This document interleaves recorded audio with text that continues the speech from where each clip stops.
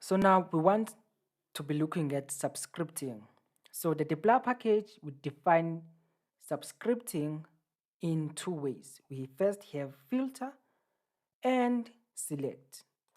As with all the dplyr functions we are discussing now, the first argument is going to be what? A data frame or a table underscore df object, right?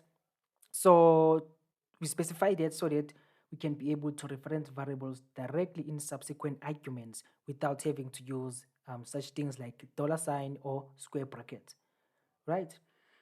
So let us first look into also this using our example data, and I'm going to clear the console and say, so what I want to do is I want to only select the first 4-cylinder cars. Okay, so that is a variable that is stored our in our in our data set. So I'm gonna say cyl4, and I'm going to use filter, right?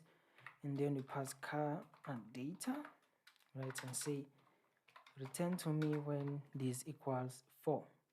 And I'm gonna say cyl4. So as you observed from the output, we have filtered and only returned when cyl equals 4. Okay, so we can also use any standard logical operations to filter our data, right? Such things like and also dplyr permits us to separate and do operations with a comma, right? So let us see that. So if we say filter, and then we pass in our data and say we want where cyl equals 4 and say where gear equals 5. So did say, so this is equivalent to saying return to me where cyl variable equals 4 and gear equals 5. Let us try to run this, and as you can see, we now have cyl being 4 and this variable being 5, and also here and also here it corresponds, right? So when we look into the select function operates in a much same way as filter. We can either use column names or column numbers to select which column to keep or drop. So it's much like the select option in the subset function, right? So let us look into this example. So we say select, and then we pass in car data, right, and say mpg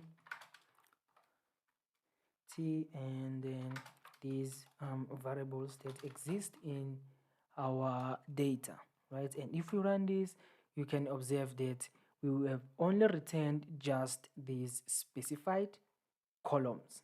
Okay, let's say now we want to return everything except specified columns, right?